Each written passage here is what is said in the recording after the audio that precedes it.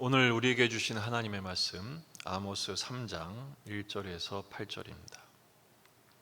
아모스 3장 1절에서 8절 말씀 함께 읽겠습니다. 이스라엘 자손들아, 여호와께서 너희에게 대하여 이르시는 이 말씀을 들으라.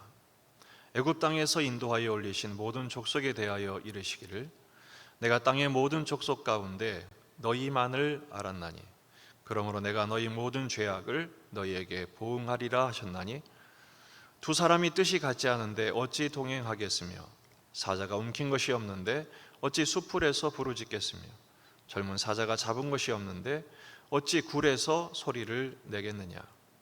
덫을 땅에 놓지 않았는데 새가 어찌 거기 치이겠으며, 잡힌 것이 없는데 덫이 어찌 땅에서 튀겠느냐. 성읍에서 나팔이 울리는데 백성이 어찌 두려워하지 아니하겠으며, 여호와의 행하심이 없는데 재앙이 어찌 성읍에 임하겠느냐. 주 여호와께서는 자기의 비밀을 그종 선지자들에게 보이지 아니하시고는 결코 행하심이 없으시리라. 사자가 부르짖은즉 누가 두려워하지 아니하겠느냐. 주 여호와께서 말씀하신즉 누가 예언하지 아니하겠느냐. 아멘. 본문에 계시된 주님은 어떤 분이십니까? 방문하시는 하나님이십니다.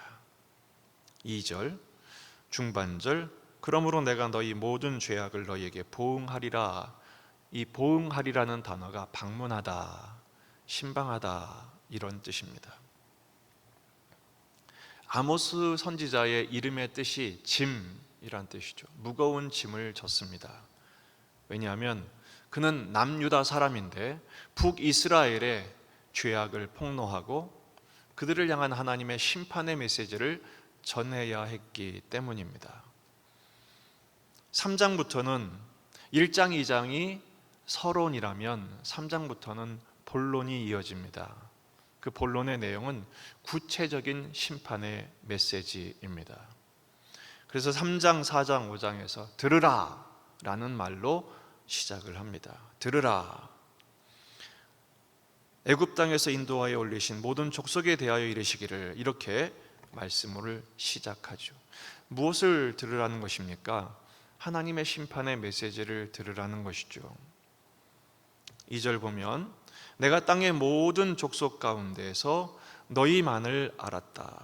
그러므로 내가 너희 모든 죄악을 너희에게 보응할 것이다. 이렇게 말씀하십니다. 이 본문을 원어의 순서대로 하면 내가 방문하겠다라는 말로 시작합니다. 내가 보응하겠다라는 말로 시작합니다. 하나님은 축복의 하나님이시잖아요. 하나님 방문하시겠다 하니까 이 아모스의 말을 듣는 사람들이 기대감을 가졌을 것입니다. 무슨 축복을 할까? 그런 기대를 가졌을 거예요. 하나님 뭐라고 그러십니까? 너희의 죄악에 대하여 내가 보응하겠다라는 것이죠. 청중들이 하나님의 방문에 대한 기대감이 최고조로 올라갔다가 너희들의 심판에 대해서 말하겠다, 충격을 받았을 것입니다. 3절부터 7절까지 내용을 보면 수사 의문문으로 진행이 됩니다. 두 사람이 뜻이 같지 않은데 어찌 동행하겠느냐, 이렇게 나오죠. 이걸 좀 풀어보면 뜻이 맞으면 동행한다, 원인과 결과로 이렇게 풀 수가 있겠죠. 사자가 움킨 것이 없는데 어찌 수풀에서 부르짖겠느냐. 사자가 먹이를 잡았으므로 수풀에서 포효한다 라고 말합니다. 이런 식으로 쭉 설명하는 이유가 무엇일까요? 그 이유는 바로 7절을 강조하기 위함입니다. 주 여호와께서는 자기 비밀을 그 종 선지자들에게 보이지 않고서는 결코 행하심이 없으시다. 계속 수사 의문문으로 가다가 이 7절에서는 평서문으로 문장을 바꿔버리죠.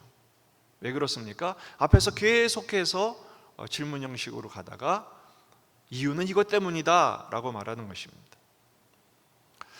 이 7절은 이단들도 많이 사용합니다. 하나님이 자기 비밀을 선지자들에게 보이시고 나서야 반드시 행하신다.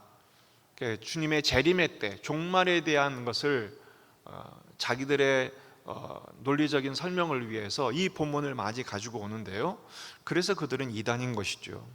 원래는요, 심판 전에 하나님께서는 반드시 선지자들을 통해서 그들의 죄악을 선포하시고, 그리고 심판을 말씀하심으로써 회개할 것을 촉구해 오셨습니다. 모든 시대, 모든 사람들에게 그렇게 하셨던 것이죠. 하지만 말씀을 떠난 이스라엘은 돌이킬 수가 없었습니다. 왜냐하면 자기 생각, 자기 고집에 사로잡혔기 때문입니다. 특별히 이 북이스라엘 시대의 사람들이 왜 하나님의 말씀에 귀를 기울이지 않았을까요? 그 이유는 그때 가장 번영했던 시대이기 때문에 그렇습니다. 여로보암 2세 시대에 이스라엘은 가장 번영했고 모든 것이 풍족했습니다. 그 풍족한 은혜를 받고 하나님께 가는 것이 아니라 그것을 마치 롯의 때와 노아의 때와 같이 먹고 마시고 시집가고 장가가고 세상 일에 몰두하다가 물에 빠져 죽고 불에 타 죽으면서도 왜 이 일이 일어난지를 모르고 그들은 죽어갔던 것입니다.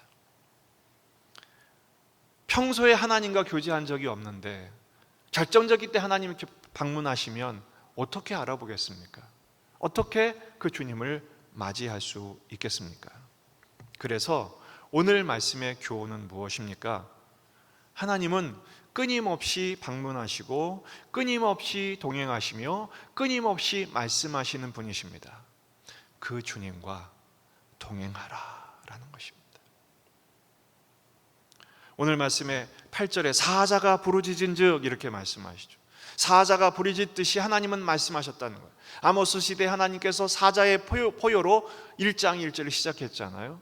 하나님 우리에게 그렇게 선포하신다면 그 말씀에 귀를 기울여야 되죠. 오늘 말씀 앞에서 우리는 세 가지 기도 제목을 함께 갖기를 원합니다. 첫째, 주님의 말씀을 듣는 귀가 열리도록 기도하십시다. 오늘 우리에게 찾아오시는, 방문하시는 주님을 볼 수 있는 눈이 열리고 온 마음을 열어 그 주님을 영접할 수 있도록 기도하십시다. 두 번째는 그 주님의 촉구하신 말씀 앞에서 회개하는 영을 달라고 기도하십시다. 말씀은 깊이 살필수록 나의 허물과 죄악이 드러나게 되거든요.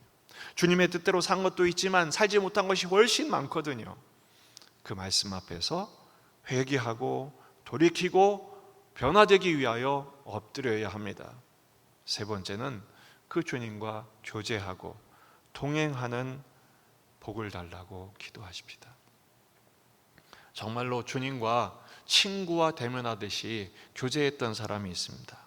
출애굽기 33장 11절, 사람이 자기의 친구와 이야기함 같이 여호와께서는 모세와 대면하여 말씀하시며 모세는 진으로 돌아오나 눈의 아들 젊은 수종자 여호수아는 회막을 떠나지 아니하니라.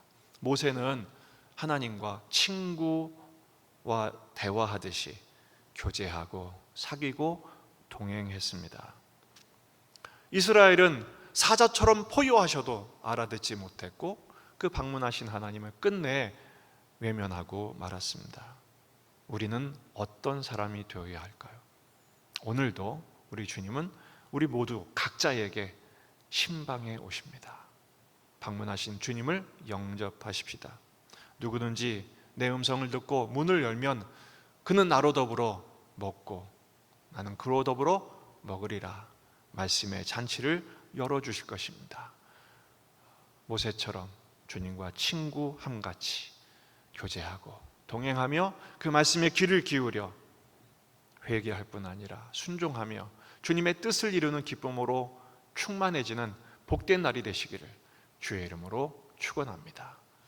우리 같이 함께 기도하겠습니다. 우리 자신과 가정과 교회와 이 지역의 복음화, 민족의 복음화, 세계 복음화를 위해서, 환우들과 군에 있는 아들들을 위해서 내게 주신 기도 제목 가지고 또 주의를 준비하며 다 같이 기도하시겠습니다.